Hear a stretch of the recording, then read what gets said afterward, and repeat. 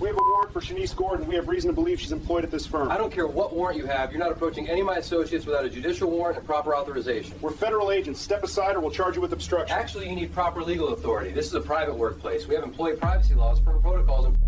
It was a normal Tuesday morning at the Morrison and Associates law firm when two ICE agents walked into the lobby demanding access to the upper floors.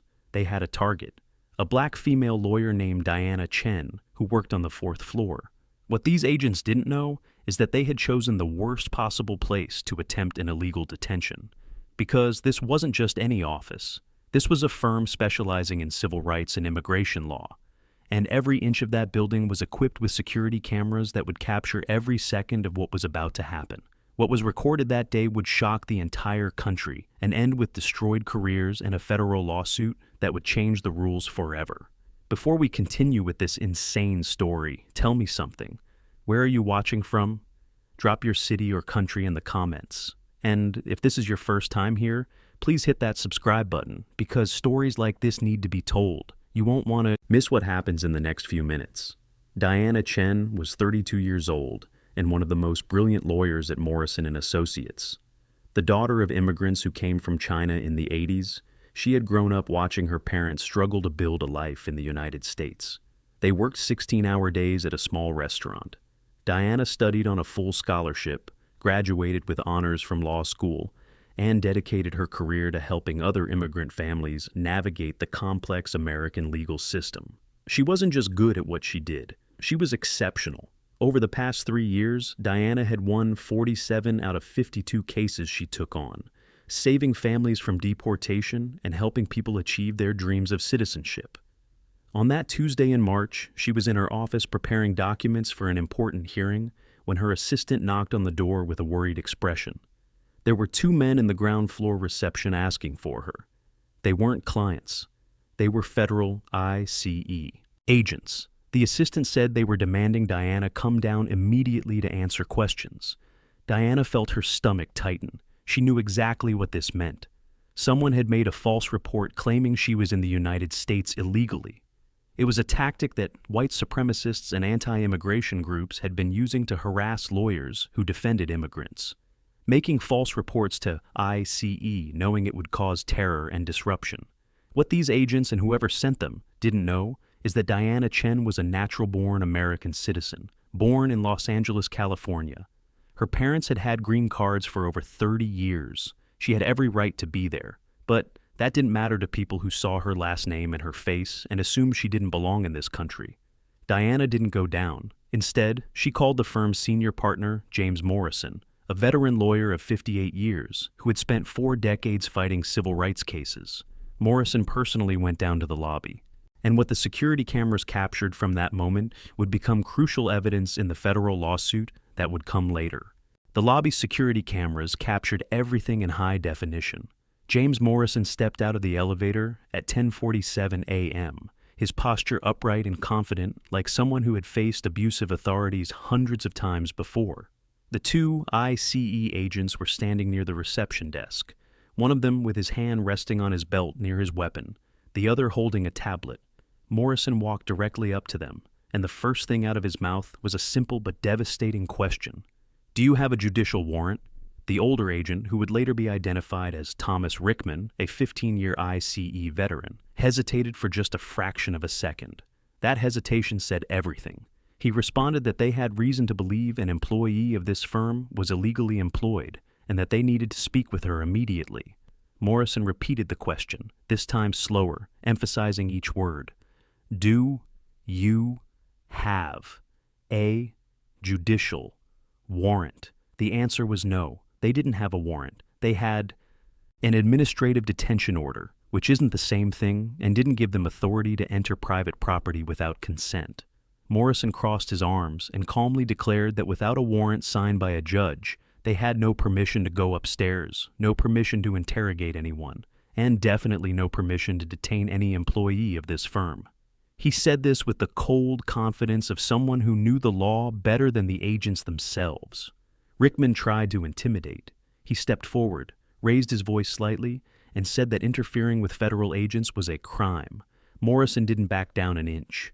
He responded that knowing your constitutional rights and exercising them wasn't interference, it was citizenship. And then he said something that made Rickman go pale. You've been recorded since the moment you entered this building, every word, every movement. So, I suggest you think very carefully about what you do next. The second agent, younger, later, identified as Derek Foster, tried a different approach. He said this didn't need to be difficult, that they just wanted to ask some questions, verify some documents. Morrison asked if Diana was being accused of any crime. Foster admitted no. Morrison asked if there was any evidence she was in the United States illegally. Foster said they had received information. Morrison asked from whom. Foster said it was confidential. And then Morrison dropped the bomb that would change everything. He informed the agents that Diana Chen was a natural-born American citizen, born on American soil, and that any attempt to detain her without probable cause constituted a massive violation of her constitutional rights. Can you imagine the agents' expressions at that moment? The security cameras captured it perfectly. Rickman and Foster exchanged glances, the kind of look people exchange when they realize they've made a terrible mistake. But instead of backing down, instead of admitting the error and leaving, they doubled down. Rickman said they still needed to verify this personally. Morrison responded that they were welcome to submit a formal request through appropriate legal channels, but that there would be no verification happening in that building that day. The tension in the lobby was palpable. Employees who were passing by stopped to watch. The receptionist had her phone ready to call 911 if necessary.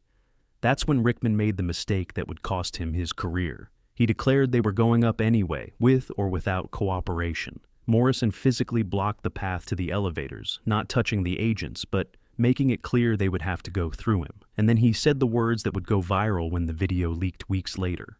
If you go up without a warrant, you'll be committing trespassing, civil rights violations, and I will personally ensure both of you are sued for every last penny you have. Test me. What happened in the next 10 minutes was a masterclass in how to exercise constitutional rights against authorities who are used to intimidating people into submission. Rickman pulled out his radio and called for backup, claiming he was encountering resistance from a civilian. Morrison immediately pulled out his own phone and called the ACLU's legal department, putting the call on speakerphone so everyone could hear.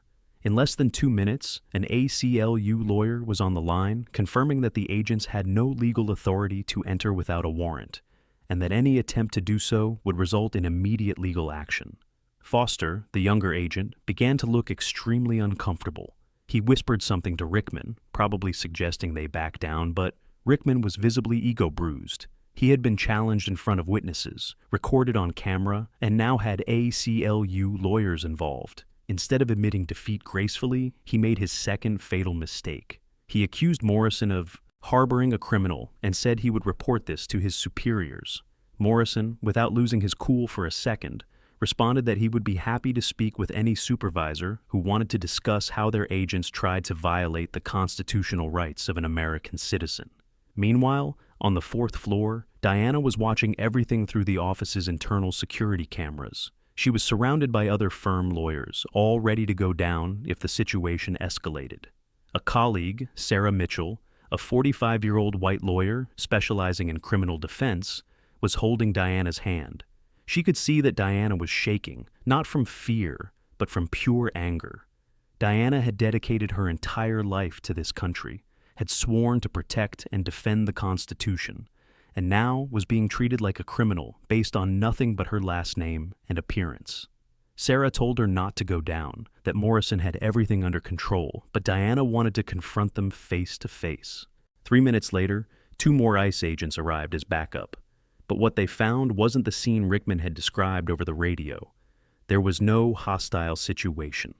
There was a lawyer calmly defending his client's rights, surrounded by security cameras and with the ACLU on the phone. The supervising agent who arrived, a woman named Jennifer Cole with 22 years of experience, assessed the situation immediately. She pulled Rickman and Foster aside and had an intense whispered conversation that the cameras captured, but whose audio was inaudible. From the body language, it was clear Cole was furious with her subordinates. Cole approached Morrison and apologized for the misunderstanding. She said her agents had acted based on incorrect information and that they would be leaving the building immediately. Morrison asked if she could provide the name of whoever had made the false report about Diana. Cole said she would investigate internally, but couldn't disclose that information at the moment. Morrison then made it clear that Morrison and Associates would be filing a formal complaint against ICE, against Rickman and Foster specifically, and that they would be seeking all records related to this detention attempt through FOIA requests. Cole just nodded, knowing there was no possible defense for what had happened. But the story didn't end there. After the agents left the building, Morrison went up to the 4th floor where Diana was waiting. He hugged her, something he rarely did with employees, and said he was sorry she had to go through this. Diana, with tears of anger in her eyes, said she didn't just want an apology. She wanted justice.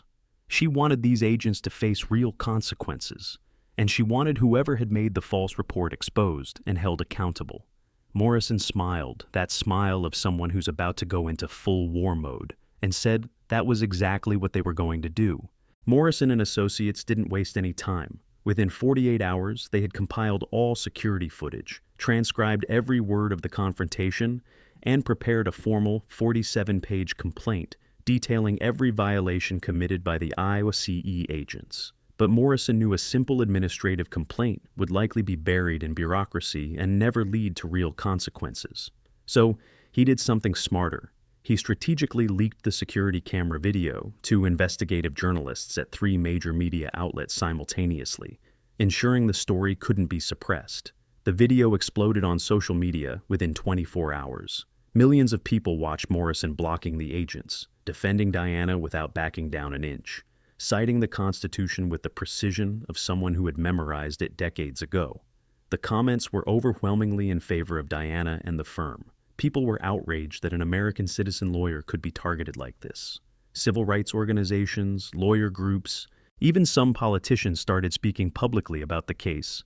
The hashtag #JusticeForDiana was trending nationally. ICE was forced to issue a statement saying they were investigating the incident, but everyone knew this was just damage control. Meanwhile, Morrison's legal team was working on another front. They submitted FOIA requests demanding all documents related to Diana's investigation, including who had made the initial report. ICE tried to block the requests, claiming national security and informant confidentiality. But Morrison countered with a court motion, arguing that when a report is proven false and results in rights violations, the informant loses confidentiality protections. The judge partially agreed and ordered ICE to release redacted documents. What these documents revealed was shocking, but not surprising. The report had been made by a group called Citizens for Legal Immigration, an organization known for its connections to white supremacist movements. The group had created a website where they encouraged people to report suspicious immigration lawyers to ICE, claiming these lawyers were probably illegal immigrants themselves. They had a list with photos and names of lawyers, most of them people of color, who worked on immigration cases. Diana was on that list. The website included instructions on how to make anonymous reports to ICE in a way that would sound legitimate. It was essentially a guide for systematic harassment of lawyers through federal agencies. When this information became public, the outrage reached another level. It wasn't just about Diana anymore. It was about a coordinated scheme to weaponize ICE against lawyers who defended immigrants.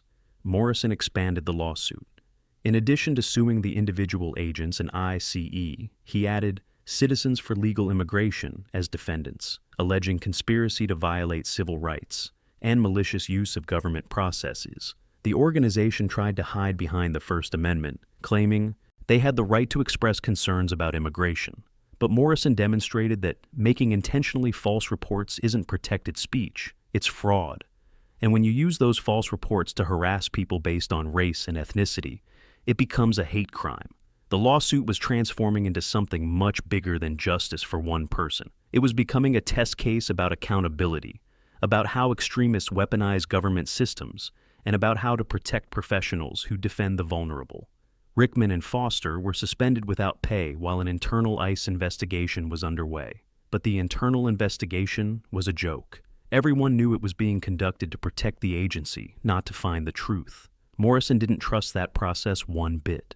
He began interviewing other immigration lawyers and discovered that at least 8 others had been targets of similar intimidation attempts by ICE agents in the past 2 years. All were people of color. All worked on immigration cases, and in several cases, the agents had used the same tactics: show up without a warrant, make illegal demands, try to intimidate through threats of detention. Morrison realized he had in his hands not just a case of misconduct, but evidence of a systematic pattern of discrimination.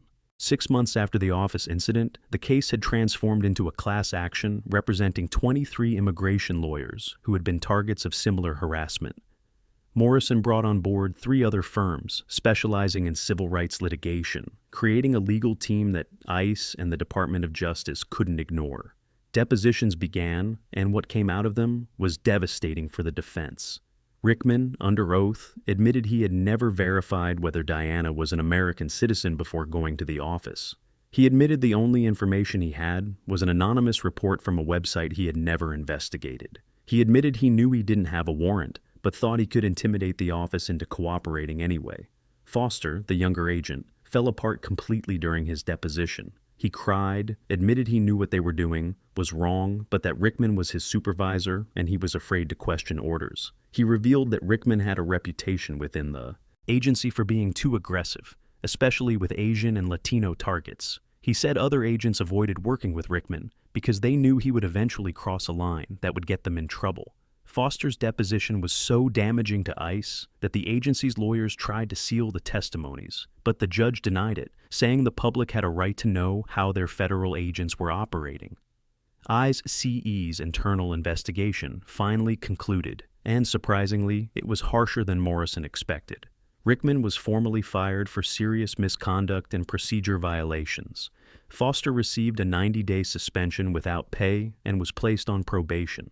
But what really shocked was the internal report admitting the agency had failed to adequately train its agents on constitutional limitations, and that there was a culture within certain divisions that encouraged aggressive actions without proper supervision. It was a rare and damning admission from a federal agency. Morrison used this report as central evidence in the civil lawsuit. Meanwhile, Diana's life had changed drastically.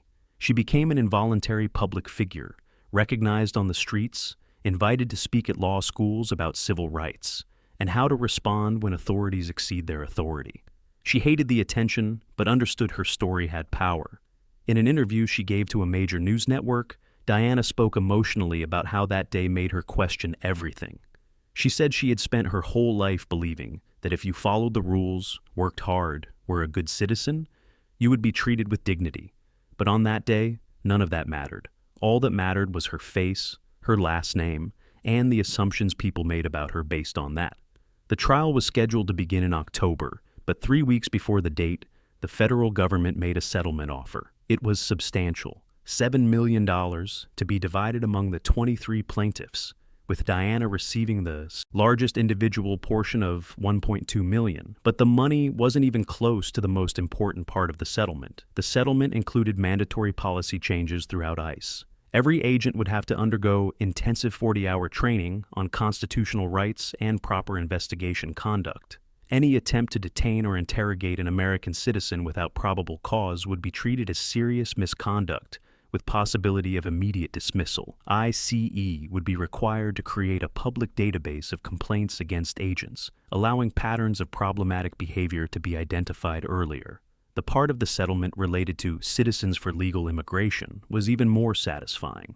The organization was forced to shut down its reporting website, delete all data they had collected on lawyers, and publish a public statement admitting their activities had resulted in illegal harassment of legal professionals. The organization's leaders were personally named in the settlement and prohibited from creating any similar entity in the future. If they violated this order, they would be subject to criminal contempt of court charges. It was a complete dismantling of an operation that had caused terror in immigrant communities for years. Morrison called it putting cockroaches in the sunlight so everyone could see how disgusting they really were. Diana accepted the settlement, but not for the money. She accepted it because the policy changes meant other lawyers, other citizens, would have protections that didn't exist before that terrible day in March.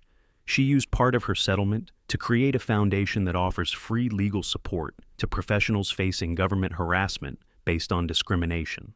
The foundation has already helped 127 people in its first 2 years, from lawyers to doctors, teachers, and social workers who were targeted for defending marginalized communities. Diana said in an interview that if something good had to come out of the worst day of her life, it would be ensuring the next person had the resources to fight back.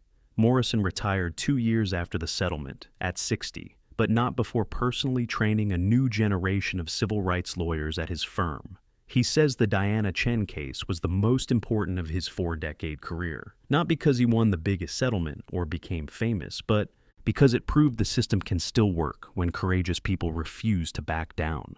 In his retirement speech, he told a story about that day in the lobby, about how he wasn't sure he could stop those agents, but knew he had to try. He said every lawyer faces that moment at least once in their career, that moment where you have to decide whether to stay quiet or stand up, even when it's scary. The security cameras that captured everything are still operational at Morrison & Associates. The video from that day has been transformed into training material used in dozens of law schools across the country. Students watch Morrison blocking that hallway, citing the Constitution with absolute authority, and learn that knowing the law isn't enough. You have to have the courage to defend it when authorities try to trample it. The video has over 15 million views across various platforms, and the comments are always the same. People wish they had lawyers like Morrison. People admire Diana for transforming trauma into action. People celebrate that. At least this time, justice prevailed. Rickman never got another job in law enforcement. His name is permanently associated with the case, and any quick Google search brings up dozens of articles about his civil rights violations. He tried to sue Morrison for defamation, claiming the leaked video ruined his life, but the case was immediately dismissed. You can't sue someone for defamation when the truth is recorded in high-definition video. Some people feel sorry for him, say one mistake shouldn't define someone's entire life. But Diana disagrees. She says it wasn't a mistake, it was a choice. He chose to ignore the law. He chose to intimidate. He chose to assume she didn't belong, and choices have consequences. Citizens for Legal Immigration completely disappeared after the settlement. Their website is offline, their social media profiles deleted, their leaders silent. But the damage they caused echoed for years. Of the 23 victims represented in the class action, 5 had temporarily left immigration law practice out of fear. All returned after the settlement, strengthened by the knowledge that the system eventually protected them. Diana still keeps in touch with many of them. They formed a kind of involuntary family, people united by shared trauma and shared victory. They meet annually on the anniversary of the settlement, not to celebrate what happened, but to remember why they keep fighting. So, what's the real lesson here? It's not just about a law firm defending its employee. It's about what happens when people with power decide they can ignore constitutional rights, and what happens when courageous people say no. It's about how security cameras and transparency can hold even federal agents accountable. It's about how hate groups weaponize government systems, and how we can dismantle them when the light shines bright enough. And it's about a lawyer who just wanted to do her job, but instead became a symbol of resistance and dignity in the face of injustice. Diana continues working at Morrison & Associates to this day. She still defends immigrant families. She still fights impossible cases. And now, when federal agents show up, they know exactly who she is, what she represents, and that violating her rights or her clients' rights will cost them their careers. Sometimes justice really wins. And when it wins, the victory needs to be so visible, so indisputable, that no one dares commit the same mistake again.